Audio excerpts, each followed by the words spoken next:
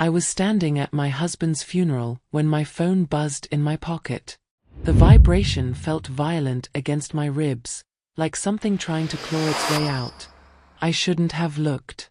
Everyone was watching the coffin descend into the earth, heads bowed, handkerchiefs pressed to faces. But my hand moved on its own. The message on the screen made my knees buckle. I'm alive. I'm not in the coffin. Don't trust the children.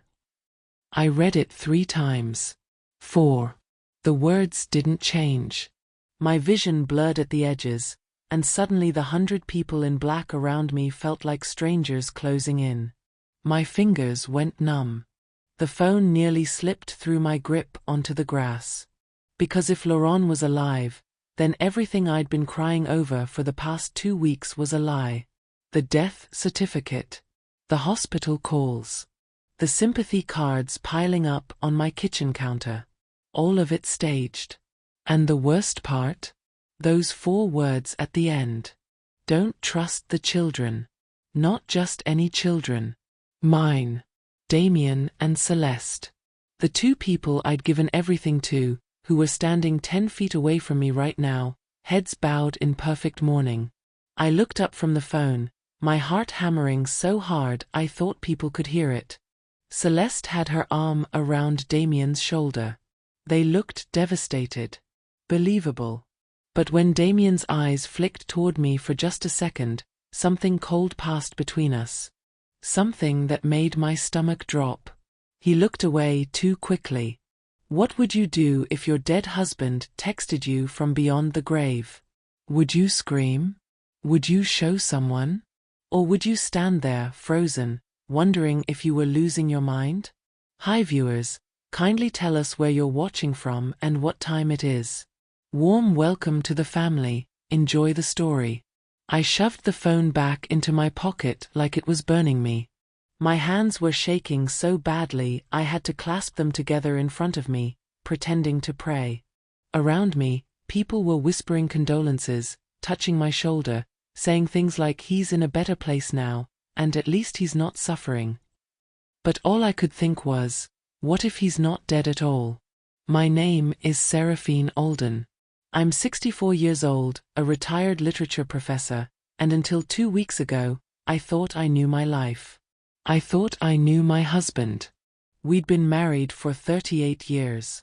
We fought about burnt toast and his terrible habit of leaving legal pads all over the house. We danced to jazz in the kitchen on Sunday mornings.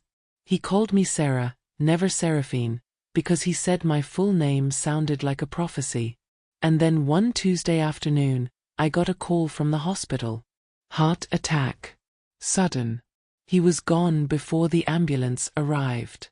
Except now, staring at that coffin being lowered into the ground, I realized something that made my blood turn to ice. I never saw his body. The children insisted on a closed casket. For dignity, Celeste had said, her voice soft and reasonable. He wouldn't want people seeing him like that.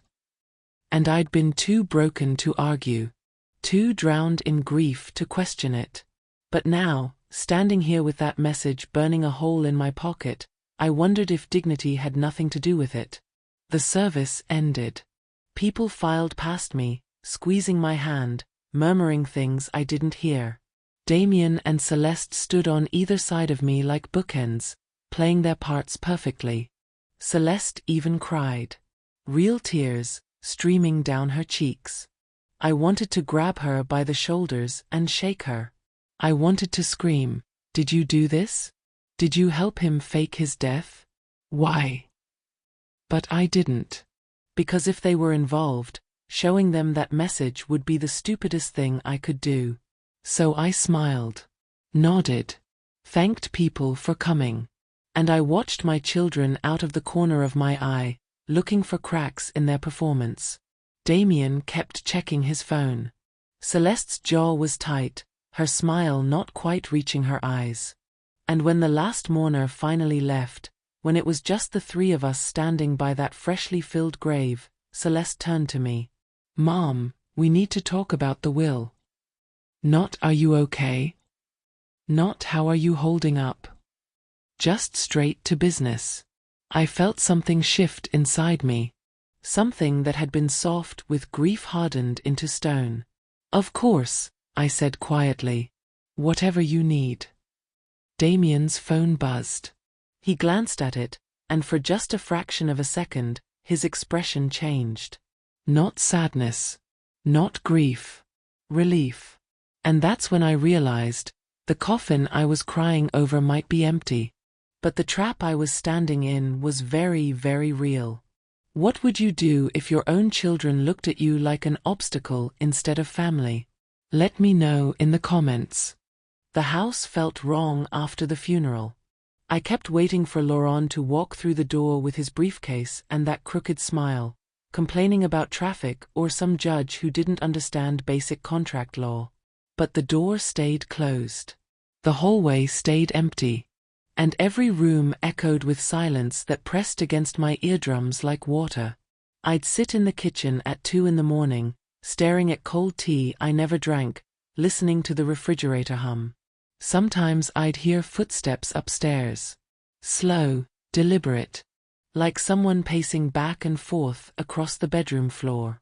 Just the house settling, I'd whisper to myself. But houses don't settle in footsteps. They don't pause at doorways like they're listening. The children stopped coming by after the will reading. That happened 3 days after we put Laurent in the ground. Or whatever we put in the ground. Damien showed up in a suit that cost more than my monthly bills. Celeste wore pearls and brought her lawyer. Not a family friend. Her corporate lawyer. The kind who billed by the minute. They sat across from me in Laurent's study, and I watched them divide up our life like it was a business transaction. The estate is substantial, Celeste said, her voice flat and professional. Dad wanted to make sure things were handled properly. She slid a folder across the desk. Inside was a will I'd never seen before. According to the papers, Laurent had changed everything 6 months ago. The house, the savings, the investments, his life insurance. All of it went to Damien and Celeste in a trust. I got a monthly allowance. Like a child. This can't be right, I said, my voice barely above a whisper. Laurent would never. Mom. Damien leaned forward, his expression soft but his eyes hard. Dad knew you'd be emotional. That's why he set it up this way. You'll be taken care of. You don't need to worry about anything. Taken care of. Like I was a problem that needed managing. I signed the papers because I was too numb to fight. Too lost in grief to see what was happening. They left within 20 minutes, Celeste's heels clicking down the hallway like a countdown. After that, the phone calls grew shorter. Clipped. Damien was always in meetings. Celeste had complicated schedules. When I suggested dinner, I got excuses. When I asked about the holidays, I got silence.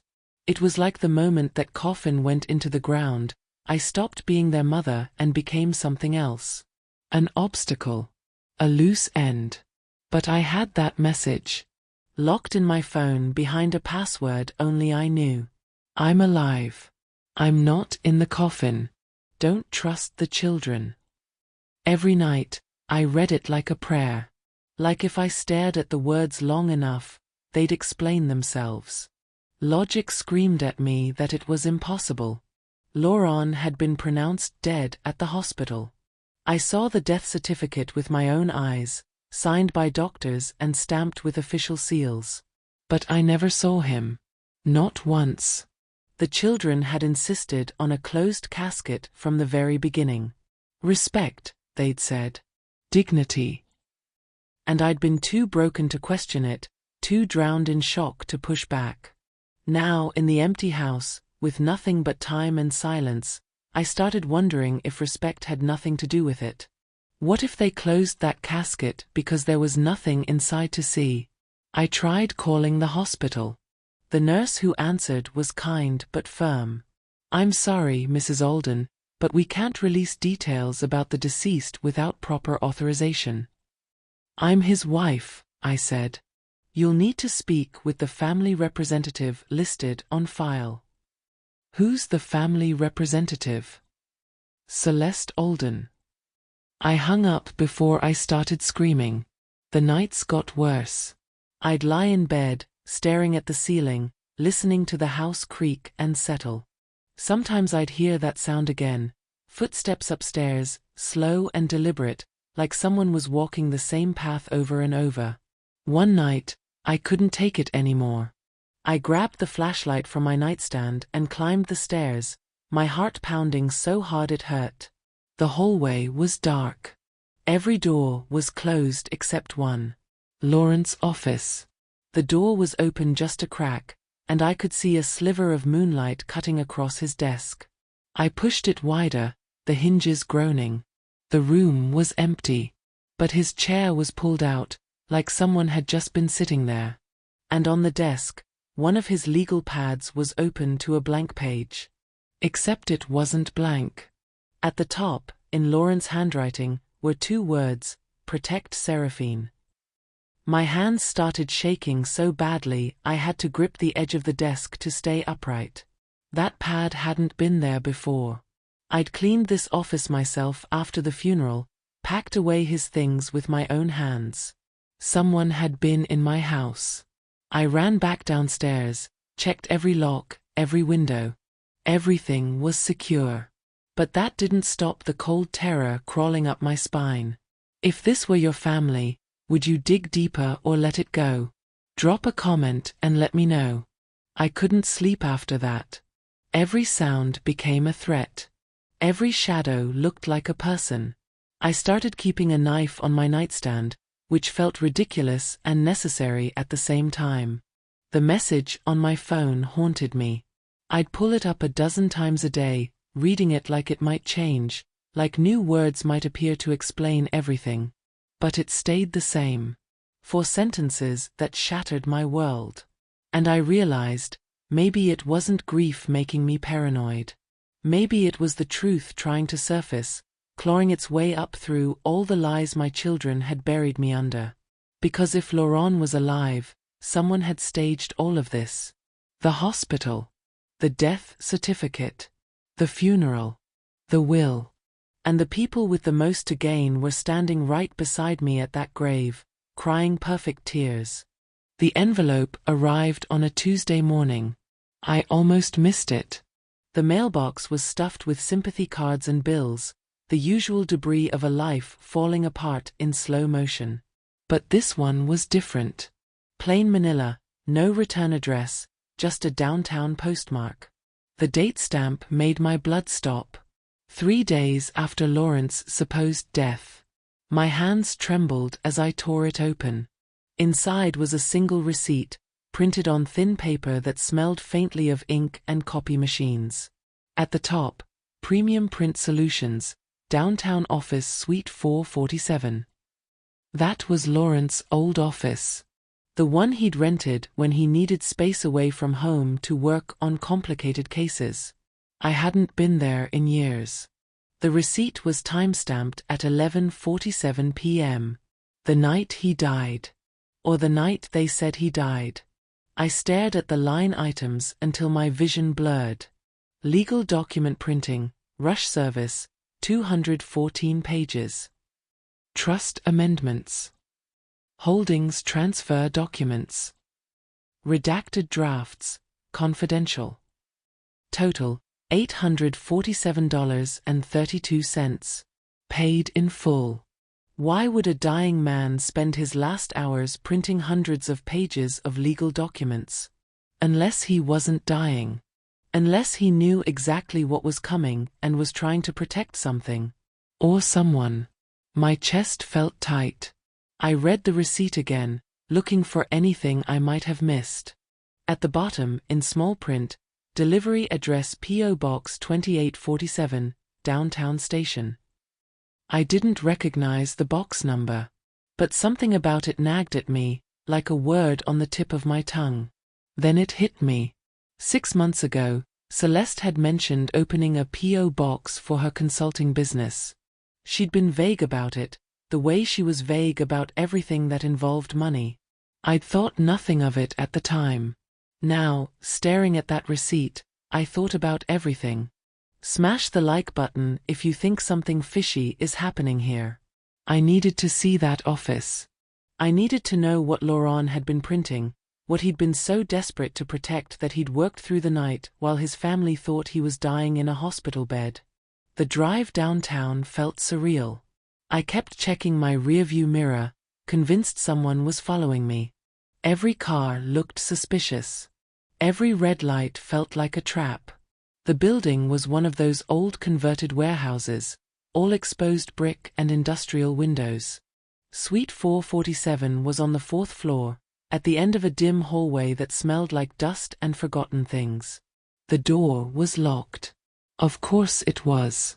But the super was sympathetic when I explained that my recently deceased husband had rented the space and I needed to collect his things. "Yeah, I heard about Mr. Alden," he said, keys jangling as he led me down the hall. "Nice guy. Always polite. Saw him here that last night, actually." My heart stopped. What? Yeah, must have been around midnight. I was doing rounds, heard the printer going crazy in his office.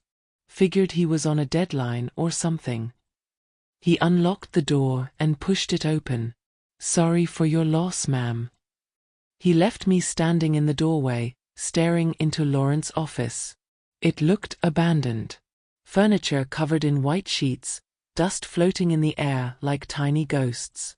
But underneath the neglect, I could feel him. His presence. The way he organized things, the careful precision he brought to everything. I started searching. The desk drawers were mostly empty. File cabinets held old lease agreements and tax documents from years ago. Nothing recent. Nothing that explained the receipt burning a hole in my pocket. Then I saw it.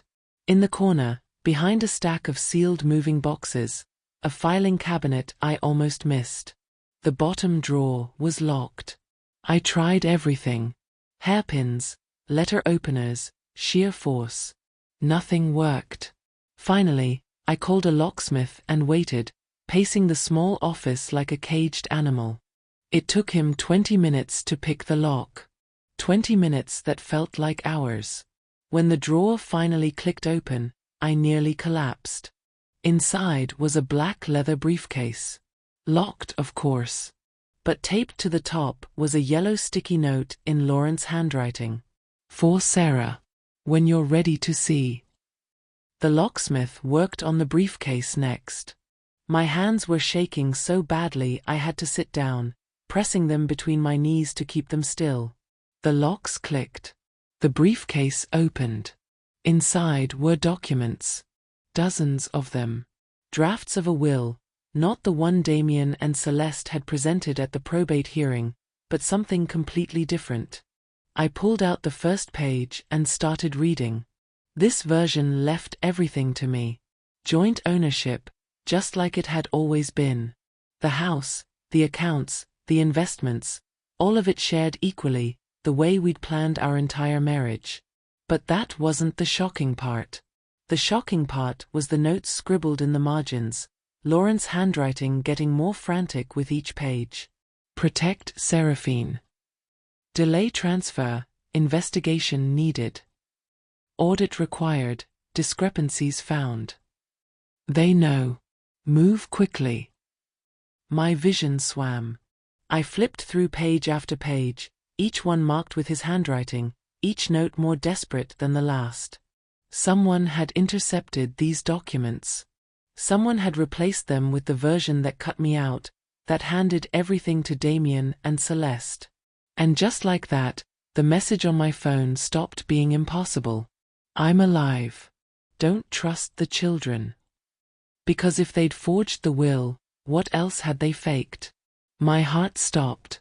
Why would my daughter's company be tied to papers Laurent never showed me? I gathered every document, every note, every scrap of paper with Laurent's handwriting on it. I packed them carefully back into the briefcase and walked out of that office knowing one thing for certain. I wasn't mourning anymore. I was hunting. I sat in my car outside Lawrence's old office for 20 minutes, the briefcase on my lap, trying to remember how to breathe. The documents inside weren't just evidence. They were proof that everything I'd believed for the past 3 weeks was a carefully constructed lie. The will, the funeral, maybe even the death itself. My children had looked me in the eye and stolen my life. But I needed help. The kind of help that didn't come with questions or judgment. Someone who understood that truth could be hidden in paper trails, in timestamps, in the tiny details most people overlooked. I needed Rowan Vega. We'd met 15 years ago when I was teaching a literature seminar on historical forgeries. Rowan had been a guest speaker, an archivist who specialized in document forensics. They'd spent an hour showing my students how to spot fake signatures, altered dates, paper that didn't match its supposed era. After class, we'd gone for coffee and talked for 3 hours about everything from Shakespeare conspiracies to modern fraud cases. We'd stayed in touch over the years, meeting occasionally for lunch or museum visits. If anyone could tell me what I was really looking at, it was Rowan. I called from the parking lot. They answered on the second ring. "Sarah? Is everything okay?" My voice cracked. "I need your help. Something's wrong. Really wrong." "Where are you?" 30 minutes later, we were sitting in Rowan's cluttered office above a rare bookshop in the Arts District. The walls were lined with filing cabinets and magnifying equipment. The air smelled like old paper and coffee that had been sitting too long. I opened the briefcase and spread the documents across their workbench. Rowan adjusted their glasses, leaning close to examine the first page. They didn't say anything for a long time, just flipped through sheet after sheet, occasionally pausing to check something under a magnifying lamp. Finally, they let out a low whistle. "Sarah, these aren't just drafts." They looked up at me, their expression grave. This version was deliberately suppressed. "Can you prove it?" "Look here." They pointed to the last page of Lawrence's will, the real one. "See these faint impressions?" There was another sheet on top when he signed. Someone lifted his signature from this document and transferred it onto a different one. My stomach dropped. Forged. Expertly forged. Whoever did this knew what they were doing. They used the right paperweight, matched the ink aging, even got the pressure points correct. Rowan pulled out a different document, the version Damien and Celeste had presented in court. "This is what you saw at probate, right?" I nodded, unable to speak. They placed the 2 documents side by side under the lamp. The signatures look identical to the naked eye. But watch. They adjusted the light angle. "See how the ink sits on the paper here? It's a transfer." The original signature was scanned, enhanced, and reprinted. Then someone traced over it with a pen that matched Lawrence's usual ink to make it look hand-signed. "That's not possible," I whispered. "How would they even?" "Money, access, time, and a really good forger." Rowan sat back, their expression dark. "Sarah, this wasn't sloppy. This was calculated. Professional. Someone planned this for months." The room tilted. I gripped the edge of the workbench to steady myself. "Comment truth, if you'd fight to protect your legacy." "There's more," I said quietly. I pulled out the receipt from the envelope, the one time-stamped the night Laurent supposedly died. He was printing documents hours after his recorded death. And the delivery address links back to Celeste's company. Rowan studied the receipt, their jaw tightening. "We need to build a timeline. Everything. When he supposedly died, when these documents were printed, when the will was filed. Every timestamp, every digital footprint." "Can you do that?" "I can try. But Sarah," they looked at me seriously, "if your children did this, if they forged a will and possibly faked a death, We're not talking about a family dispute anymore. We're talking about fraud. Possibly worse. I know. My voice was steady now, hardened by rage I didn't know I had. That's why I need proof. Real, undeniable proof. We worked through the afternoon. Rowan pulled up records, traced digital signatures, cross-referenced timestamps. With every new piece of evidence, the picture became clearer and more horrifying. The death certificate had been filed electronically. Rowan ran a forensic scan on the PDF version available through public records. Look at this. They zoomed in on the doctor's signature. This isn't hand-signed. It's a digital image, layered onto the document.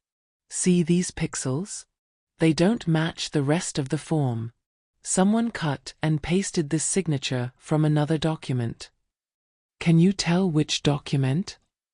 Give me time. But Sarah, if the death certificate is fake, then he might actually be alive. The words felt impossible even as I said them. Rowan didn't answer.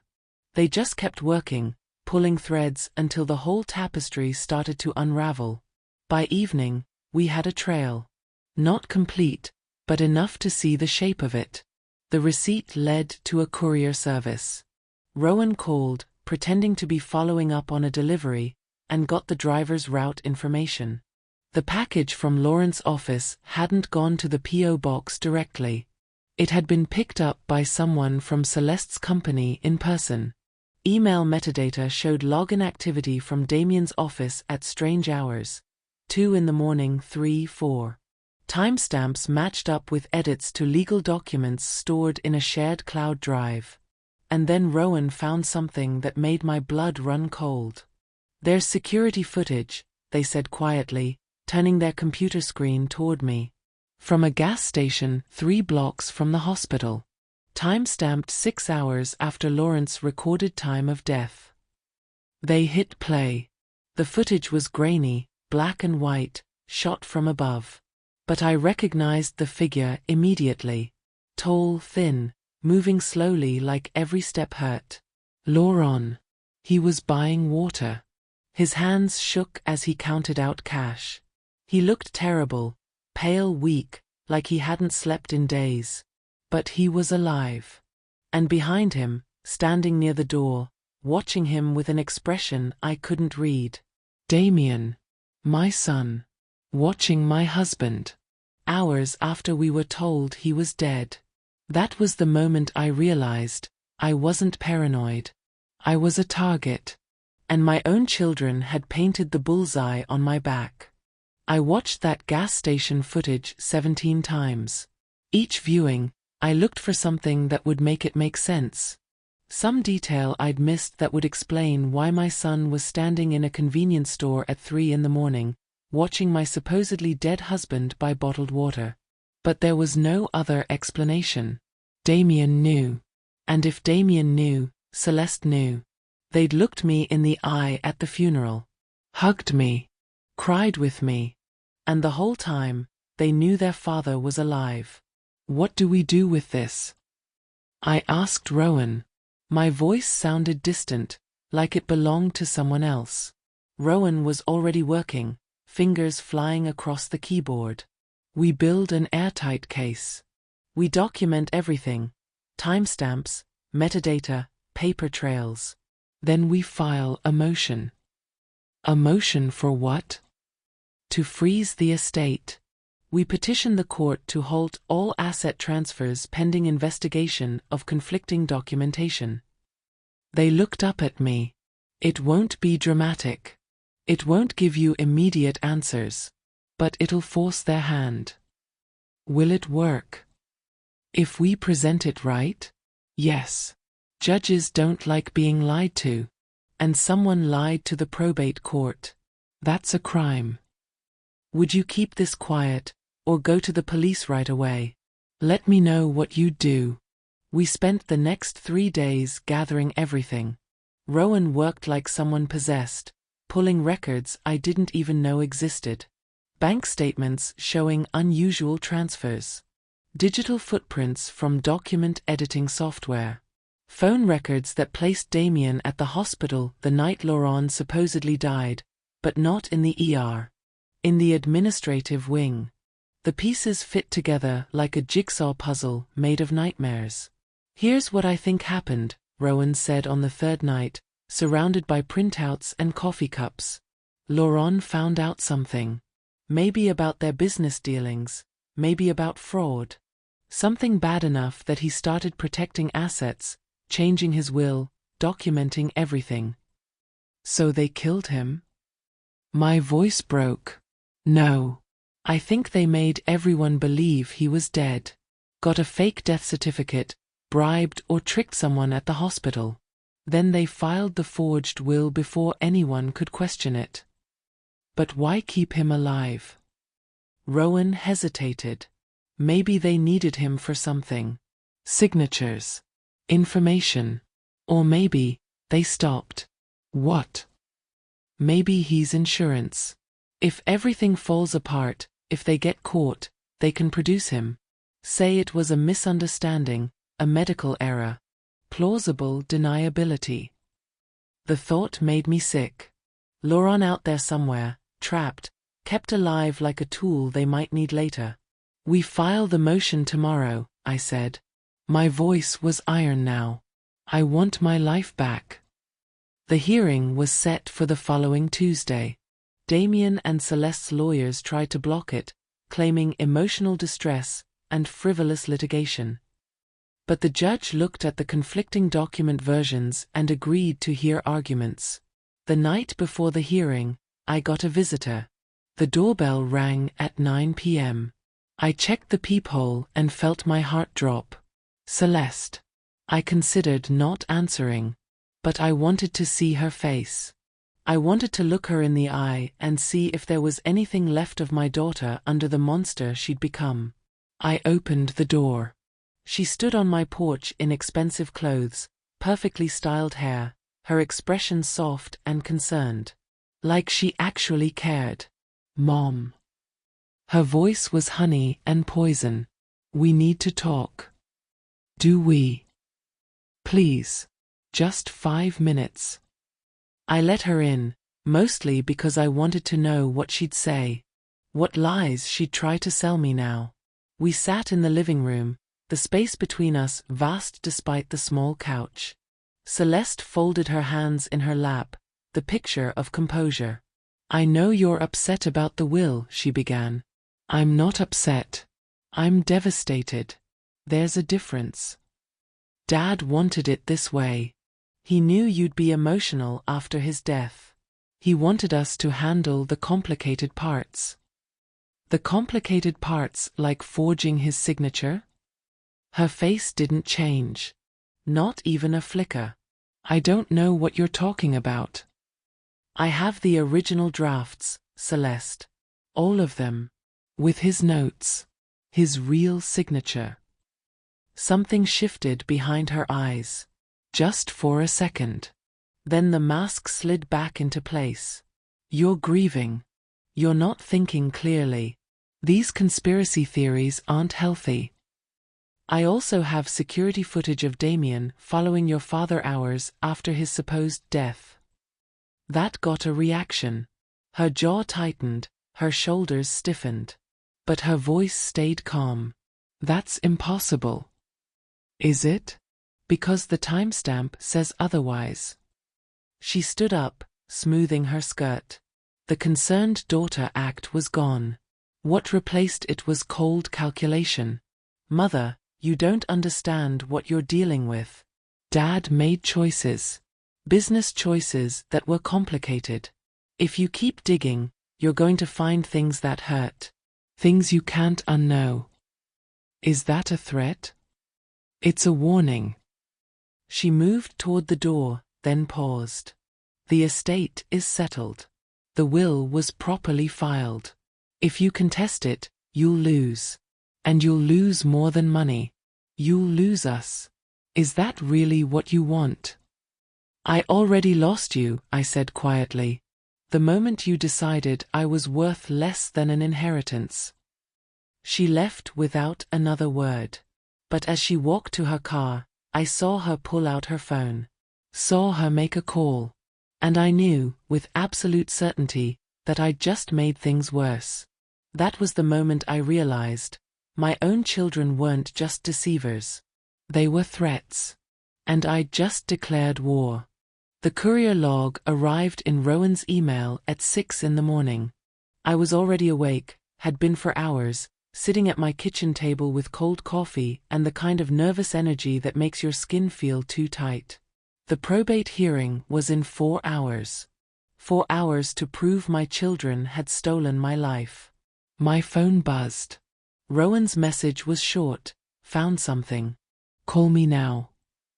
Their voice was electric when they answered. I tracked the courier route from the night Laurent printed those documents. The driver kept GPS logs.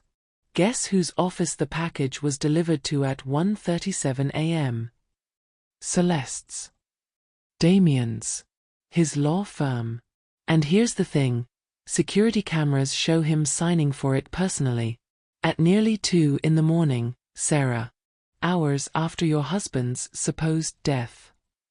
My hands started shaking. What else? I pulled email metadata from the cloud server where the fake will was stored. Someone accessed it from Damien's office computer 17 times over 3 weeks. They were editing it, perfecting it, making sure every detail matched the original except the parts that mattered. Can you prove it was him? The login credentials are his. The IP address traces to his office. And get this, 2 of those logins happened while he was supposed to be at the hospital with you, keeping vigil over his dying father. I closed my eyes. The memory of that night was burned into my brain.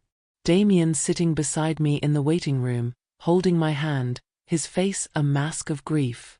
And the whole time, he was on his phone. I'd thought he was texting colleagues, handling work emergencies. He was forging my husband's will. There's more, Rowan said quietly. I found the death certificate. The real one. My breath caught. What do you mean real one? The one filed with the county has a digital signature from Dr. Harrison Chun. But Dr. Chun retired 8 months ago. Moved to Vancouver. I called him. He has no record of treating Laurent, never signed any death certificate, and his signature stamp was reported stolen from his old office last year. The room spun. So the death certificate is fake. Completely fabricated. Which means legally, Laurent Alden is not dead. He's missing. Don't forget to subscribe if you're hooked, because it's about to get darker. We had 2 hours before the hearing. Rowan printed everything: courier logs, metadata reports, email timestamps, the security footage from the gas station, Dr. Chen's statement. We organized it into a folder so thick it barely closed. This is enough, Rowan said, handing it to me. This is more than enough. But I was thinking about Celeste's visit the night before. Her warning. The phone call she'd made as she left. They know we're coming, I said. They're going to be ready. Let them be ready. Truth doesn't need preparation. The courthouse was cold and sterile, all marble floors and fluorescent lights that made everyone look slightly dead. Damien and Celeste were already there with their legal team, 3 lawyers in suits that cost more than my car. Celeste looked perfect. Not a hair out of place, her expression calm and confident. Damien wouldn't meet my eyes. The judge was a woman in her 60s with steel gray hair and an expression that suggested she'd seen every trick in the book twice. Judge Patricia Morrison. I'd looked her up. 20 years on the bench, reputation for being fair but ruthless with liars. Mrs. Alden, she said as we took our seats. You filed a motion to freeze estate assets and investigate conflicting documentation. That's a serious accusation. Yes, Your Honor. Because what happened to me is serious. Celeste's lead attorney stood up, all polish and practiced sympathy. Your Honor, This is a grieving widow grasping at straws. The will was properly filed, properly witnessed, and I'd like to see the conflicting documentation, Judge Morrison interrupted. Mrs. Alden, approach. I walked forward with the folder, my legs steady despite the terror singing through my veins. Rowan had coached me, let the evidence speak. Don't get emotional. Just present the facts. I handed the judge the original will drafts. The ones with Lawrence's handwriting in the margins. The ones that protected me. Judge Morrison read slowly, her expression unchanging. Then she looked up at Celeste's lawyer. These are dated 2 weeks before the will you submitted to probate. Do you have an explanation for the discrepancies? Your Honor, it's common for people to change their minds. The signature. Judge Morrison held up both documents side by side. They're identical. Exactly identical. Down to the slant of the final letter. Can you explain how someone signs their name exactly the same way twice, weeks apart, when one document was supposedly signed while they were actively dying? The courtroom went silent. I pulled out the next piece. The metadata report showing the digital forgery. The courier receipt. The GPS logs placing Damien at his office when he should have been at my side. And then I pulled out the security footage. Your Honor, this is from a gas station 3 blocks from the hospital. Timestamp is 6 hours after my husband's recorded time of death. I handed her a printed screenshot. Laurent, unmistakable despite the grainy quality. And Damien in the background. The judge's expression finally changed.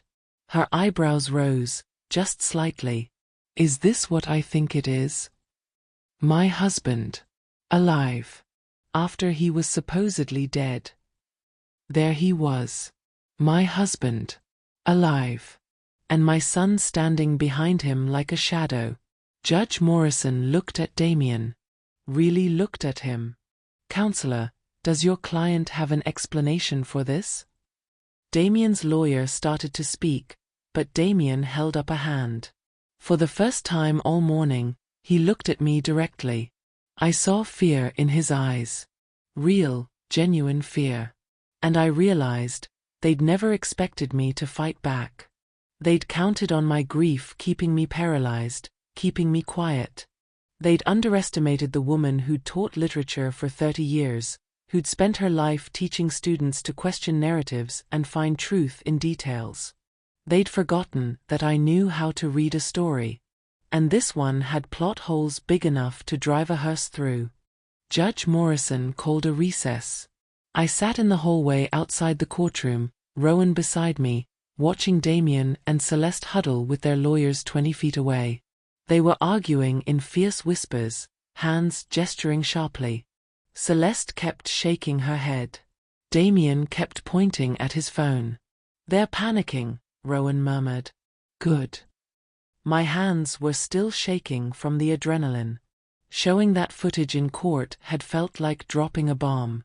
The look on Judge Morrison's face when she saw Laurent alive, that moment of shock before she caught herself, told me everything I needed to know. We had them. But victory felt hollow. Because somewhere out there, Laurent was still missing. Still alive, maybe. Still trapped in whatever nightmare my children had created. The bailiff called us back in. Judge Morrison looked severe as we took our seats. I've reviewed the evidence presented this morning, she said. And I'm ordering an immediate investigation into the authenticity of all documents filed in this estate case. Furthermore, I'm freezing all asset transfers pending the outcome of that investigation. Celeste's lawyer shot to his feet. Your Honor, that's highly irregular. What's irregular, Counselor, is a death certificate signed by a retired doctor who claims he never treated the deceased. What's irregular is identical signatures on documents dated weeks apart. What's irregular is video evidence of a supposedly dead man buying water while his son watches. Her voice was ice. Sit down. He sat. Mrs. Alden, you'll have temporary control of all marital assets until this matter is resolved. The court will be appointing an independent investigator to examine the circumstances of your husband's alleged death. She looked at Damien and Celeste. And if this investigation reveals what I think it's going to reveal, your legal troubles will extend far beyond probate court. Would you risk everything to keep digging? Drop a comment below. The gavel came down. Case continued. I walked out of that courtroom on legs that barely worked. Rowan caught my elbow, steadying me. You did it, they said. Sarah, you actually did it. But I didn't feel victorious. I felt exhausted, hollowed out. Because winning in court didn't answer the question that kept me awake at night. Where was Laurent? Damien caught up with me in the parking garage. I heard his footsteps echoing behind me and spun around, my keys clutched between my fingers like a weapon. He held up his hands. I just want to talk. I have nothing to say to you. Mom, please. His voice cracked. For the first time since this nightmare started, he sounded like my son instead of a stranger. You don't understand what you've done. What I've done. I've exposed your fraud. I've stopped you from stealing everything Laurent and I built. You've put him in danger. Damien's face was pale. Real danger. The kind you can't fix with lawyers and evidence. My blood went cold. What are you talking about? He looked around the parking garage like someone might be listening. Dad got involved with some people. Bad people. He owed money. A lot of money. When he came to us, we were trying to help him disappear. Make it look like he was dead so they'd stop looking. That's a lie. It's not. His voice was desperate now. The will, the death certificate, we did it to protect him. To give him time to hide. But now you've dragged everything into court, into public records. And those people? They read the news too. I stared at him, searching his face for truth. If that's real, if you were really trying to help him, why cut me out? Why forge documents and steal the estate? He looked away. Because he asked us to. He said you'd be safer with less money, less visibility. He said to take care of it and take care of you. By leaving me with scraps? By treating me like a burden. By keeping you out of it. His voice rose, echoing off concrete. By making sure when those people came looking, they wouldn't find anything worth taking. No money in your name, no assets, nothing to leverage against you. I wanted to believe him. God, I wanted to believe that my children had been trying to protect me, that this was all some twisted rescue operation. But I'd seen the emails. The metadata. The careful, calculated forgery. You're lying, I said quietly. And the sad thing is, you're not even good at it anymore. I raised you better than this. His face hardened. Stop digging, or you'll regret it. That's not a threat, Mom. That's a warning. Whatever you think you're going to find, whatever truth you think you're uncovering, it's worse than you can imagine. He walked away, his footsteps fading into the garage's darkness. And as I watched him go, I realized something that made my stomach drop. He was terrified. Actually, genuinely terrified. Which meant he was either a brilliant actor, or I'd just kicked over a hornet's nest I didn't fully understand. In that moment, I realized my own children weren't just deceivers, they were threats. And I'd just declared war without knowing who else was on the battlefield. The investigator assigned to the case was a woman named Detective Sarah Reeves. She called me 2 days after the hearing, her voice professional but not unkind. Mrs. Alden, I'd like to meet with you to go over everything. You're home okay? She arrived at 3 in the afternoon with a briefcase and a recording device. Mid-40s, sharp eyes, the kind of person who noticed everything and forgot nothing. We sat in the living room, and I walked her through the whole story. The funeral message, the forged will, the documents hidden in Lauren's office, the security footage. All of it. She took notes without interrupting, occasionally asking for clarification on dates or times. When I finished, she sat back and studied me. "You believe your husband is alive," she said. It wasn't a question. I don't know what to believe anymore. But yes. The evidence suggests he survived whatever happened that night. And your children? I think they know where he is. Or knew. I think they orchestrated all of this. Detective Reeves pulled out a file. "I've been looking into your husband's finances. There are some irregularities. Large cash withdrawals in the months before his supposed death. Transfers to accounts we can't trace. Does the name Cordovan mean anything to you?" My breath caught. Vincent Cordovan? You know him? Lauren represented him years ago. Some kind of business dispute, I think. It ended badly. Lauren never talked about it much, but I remember him saying Cordovan was dangerous. Like this video if you think justice is catching up with them. Detective Reeves made a note. Vincent Cordovan runs a loan operation. Legal on paper, but with ties to some very illegal activities. Money laundering, mostly. We've been trying to build a case against him for years. The pieces clicked into place with horrible clarity. You think Lauren borrowed money from him? I think Lauren got involved in something he couldn't get out of. And when Cordovan came to collect, your husband tried to disappear. The question is whether your children were helping him or helping themselves to his estate while he was vulnerable. Can you find him? Can you find Lauren? I'm trying. But Mrs. Alden, you need to be careful. If Cordovan is involved, if your husband owes him money, you're a target now too. The court case made you visible. Just like Damien warned. I spent the next week looking over my shoulder. Every car that passed my house looked suspicious. Every phone call from an unknown number made my heart race. I started keeping the doors locked all the time, checking windows before bed. Rowan came by every other day, bringing food I barely ate and updates on the investigation. The probate court had assigned a forensic accountant to trace Lauren's finances. The death certificate had been officially flagged as fraudulent. Criminal charges were being prepared. But Lauren was still missing.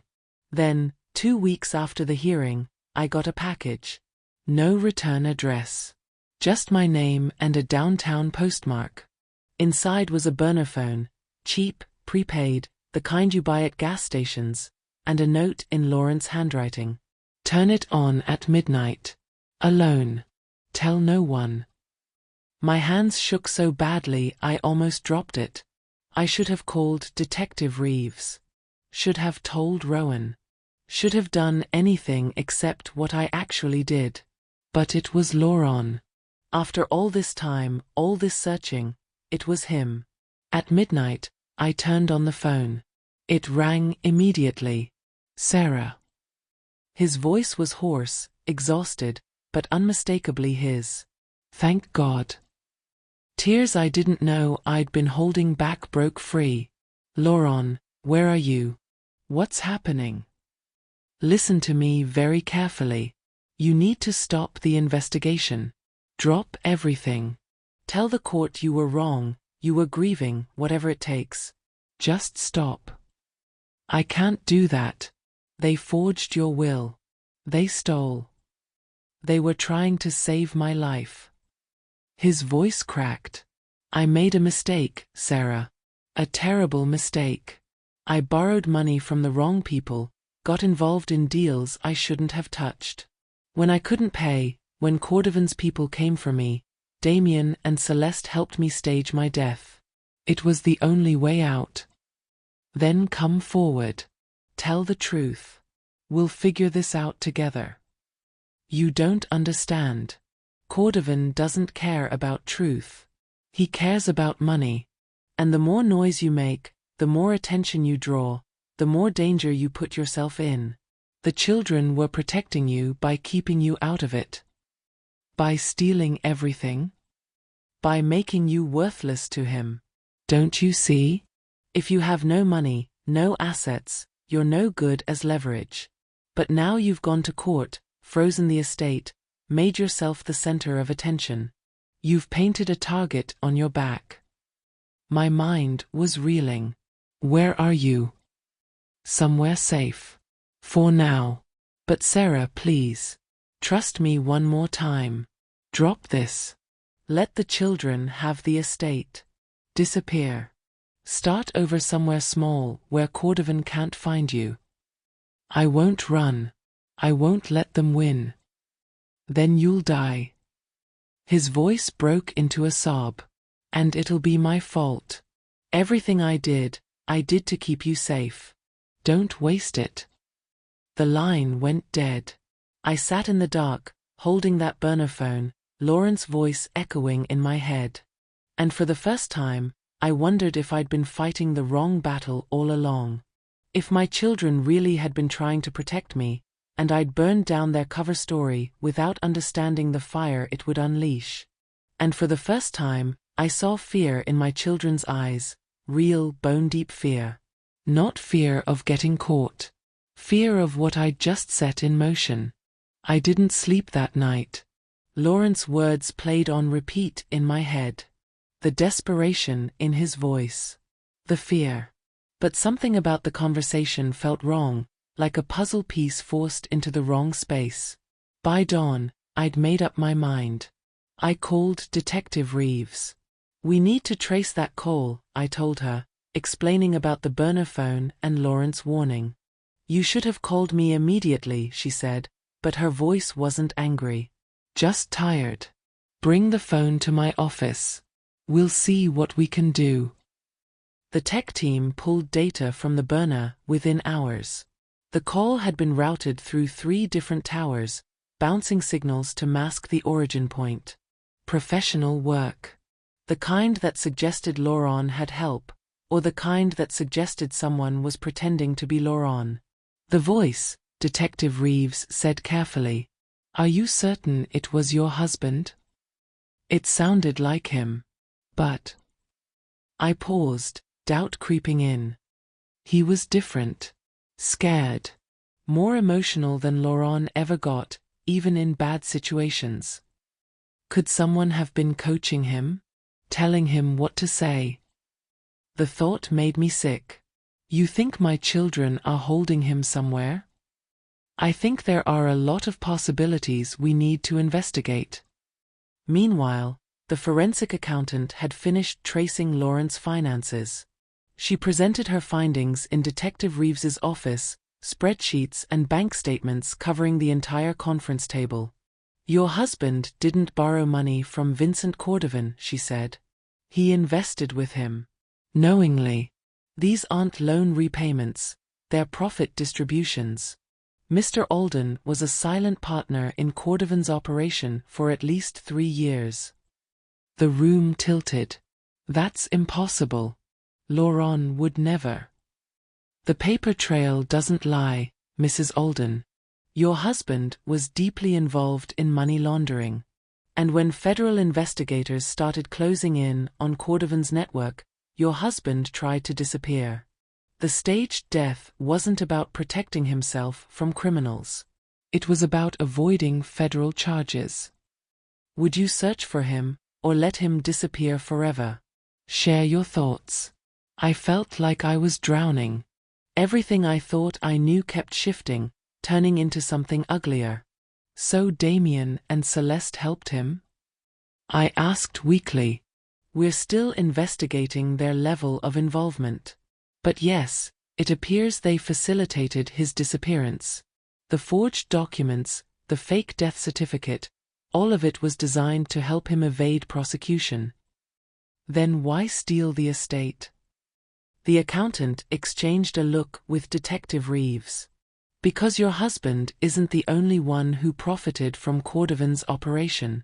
Bank records show payments to accounts in your children's names. They weren't helping him out of love, Mrs. Alden. They were protecting their own illegal income. I sat there, stunned into silence. My entire family. All of them. Criminals. So what happens now? I finally asked. Now we build a case. Against Cordovan, against your husband if we can find him, against Damien and Celeste. Detective Reeves leaned forward. But I need to know, are you willing to testify? Against your own children. It was the question I'd been avoiding since this nightmare began. The moment where love collided with justice. Yes, I said quietly. I am. Because they'd made their choice. They'd chosen money over integrity, crime over family, lies over truth. And I refused to be complicit. The criminal investigation moved faster than the probate case had. Within days, warrants were issued. Federal agents raided Damien's law office and Celeste's consulting firm. Computers seized, files confiscated, bank accounts frozen. I watched it on the news like everyone else, my children's faces splashed across the screen. Local attorney and businesswoman under investigation for money laundering and fraud. My phone rang constantly. Friends asking if I was okay. Reporters wanting comments. But I said nothing. Just watched my family fall apart from a distance. Then, 3 days after the raids, I got another call. Unknown number. Mrs. Alden? A woman's voice, professional. This is Sharon Chan. I'm an attorney representing your daughter Celeste. She'd like to speak with you. I have nothing to say to her. Please. Just 5 minutes. She's willing to cooperate with authorities, but she wants to talk to you first. Against my better judgment, I agreed to meet at the attorney's office. Neutral ground. Detective Reeves came with me, sitting just outside the conference room. Celeste looked terrible. No makeup, hair pulled back, wearing clothes that looked slept in. When she saw me, her eyes filled with tears. Mom, I'm sorry. I'm so sorry. Save it for the prosecutors. No, listen. You were right about everything. The will, the forgery, all of it. We did it. But not the way you think. Her lawyer touched her arm in warning, but Celeste shook her head. I need to tell her. She took a shaky breath. Dad came to us 2 years ago. Said he'd made investments that went bad, got involved with Cordovan. He was terrified. The feds were investigating, and Cordovan was threatening him. He asked us to help him disappear. So you forged documents and stole the estate. We were protecting the money from being seized. If the feds found out about Dad's involvement, they'd have frozen everything. We moved assets, created the fake will to keep money out of the investigation's reach. It was supposed to be temporary, until things blew over. And you just decided to keep it? She looked down. Damien convinced me it was safer. That you didn't need to know, that you'd be protected by ignorance. I know how it looks, Mom. I know we betrayed you. But we weren't trying to hurt you. We were just trying to survive. Where's your father? I don't know. After the funeral, he was supposed to lay low for 6 months, then reappear with some story about amnesia or mistaken identity. But he disappeared for real. Stopped answering our calls. We haven't heard from him in weeks. Someone called me, using his voice. Celeste's face went pale. That wasn't us. I swear. We don't know where he is. Her lawyer leaned forward. Mrs. Alden, Celeste is prepared to cooperate fully with the investigation in exchange for reduced charges. She'll testify against Cordovan, provide all documentation of your husband's involvement, and help authorities locate him. Why? I asked Celeste. Why betray him now? Because I'm tired of lying. Tears spilled down her cheeks. And because you taught me better than this. Even if you never forgive me, I need to make it right.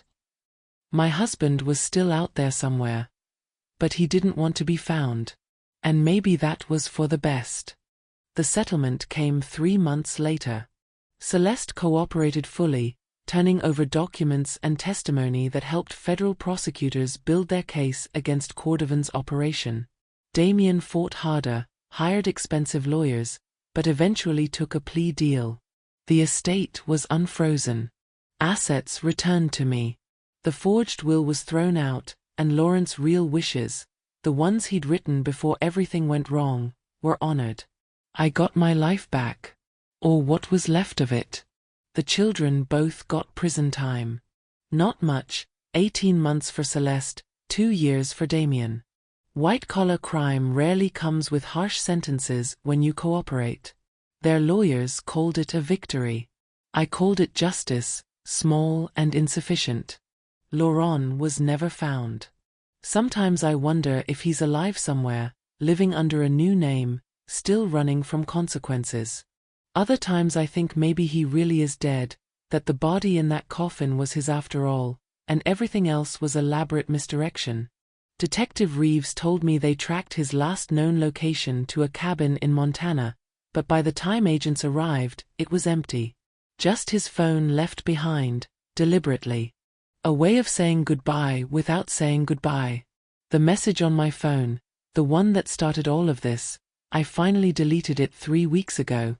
I'd read it so many times the words were burned into my memory anyway.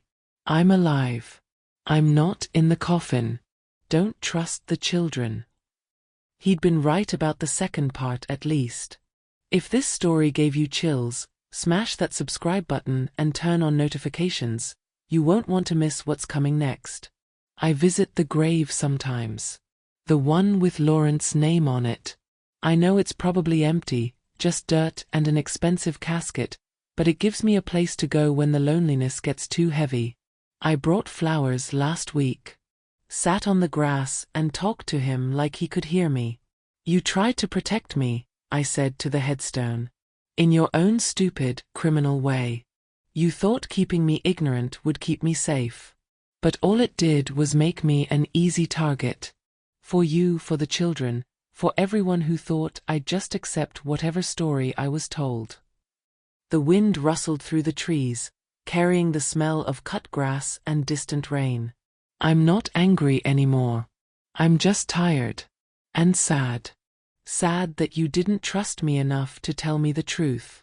Sad that our children learned to lie so well. Sad that everything we built together was funded by dirty money I never knew existed. A couple walked past, holding hands, placing flowers on a nearby grave. They looked peaceful. I wondered if their life was simpler, or if everyone's secrets just looked smaller from the outside. They tried to bury me with you, I said quietly. Did you know that? Did you plan it that way? Make me invisible, make me irrelevant, erase me from my own life so I'd be safe. No answer. Just birds and wind and the distant sound of traffic. But I refused to stay buried. I found the breadcrumbs. I followed the paper trail. I fought back, even when it meant fighting our own children. Even when it meant accepting that you were never who I thought you were. I stood up, brushing grass off my pants. So wherever you are, hiding, running, or really dead this time, I want you to know something. You didn't save me. I saved myself. And I saved your legacy, what's left of it. The real will, the one you wrote before everything went wrong, that's the one that matters. That's the one that shows you loved me, even if you didn't trust me. I walked away from that grave feeling something I hadn't felt in months. Freedom. The house doesn't echo anymore. I filled it with new sounds, music I choose, friends who visit, laughter that's mine. I started teaching again, part-time, leading a seminar on literature and truth. My students don't know my story, but they benefit from its lessons. Paper trails don't lie. Allies matter. Quiet courage beats loud drama every single time. And family, real family, isn't about blood or obligation. It's about integrity, trust, and showing up when things get hard. I received a letter last week. No return address, postmarked from Canada. Inside was a single sentence in Lauren's handwriting. "Thank you for not giving up." I burned it in the fireplace. Watched the paper curl and blacken and turn to ash. Because I didn't do any of this for him. I did it for me. And as I watched those flames consume his final words, I felt something I hadn't felt in a long time. Not peace exactly, but something close. The truth had cost me my marriage, my children's respect, my illusions about the life I'd built. But it gave me something more valuable. It gave me back myself. They tried to bury me with him. Made me invisible, erased me from documents and decisions, treated me like a problem to be managed rather than a person to be honored. But I refused to stay buried. I clawed my way up through lies and forgery and betrayal. I found allies, gathered evidence, and fought back with nothing but truth and stubborn courage. And in the end, that was enough. Because legacy belongs to the one who protects it with integrity. And mine, my real legacy, isn't measured in bank accounts or estate documents. It's measured in the choice I made to stand up, speak truth, and refuse to let anyone erase me. Not my husband. Not my children. Not grief, not fear, not the weight of secrets too heavy to carry. I'm still here. Still standing. Still fighting. And that's the story worth telling. So here's what I want you to take from this.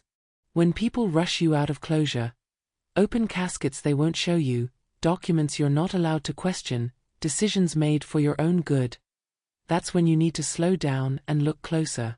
Keep copies. Check timestamps. Trust your gut when something feels wrong. Find one good ally who sees clearly when grief clouds your vision. One person with skills you don't have, who'll stand beside you when everyone else walks away. And remember that quiet justice isn't always dramatic. It's persistence. It's showing up with evidence instead of accusations. It's refusing to let truth be erased, even when the erasers are people you love. Family betrayal cuts deeper than any other wound. But your legacy, the real one, the one measured in courage and integrity, that belongs only to you. If this story moved you, if it made you think about the paper trails in your own life or the people you trust with your truth, do me a favor. Subscribe to this channel and turn on notifications so you never miss the next story. These tales of courage and quiet justice matter. And your voice in the comments matters too. Share your thoughts, inspire others, remind someone out there that they're not alone in their fight. Because we all deserve to be seen, to be heard, to refuse to stay buried. And sometimes, the most powerful thing you can do is simply survive with your integrity intact. Thank you for listening to my story. Now go live yours with your eyes wide open.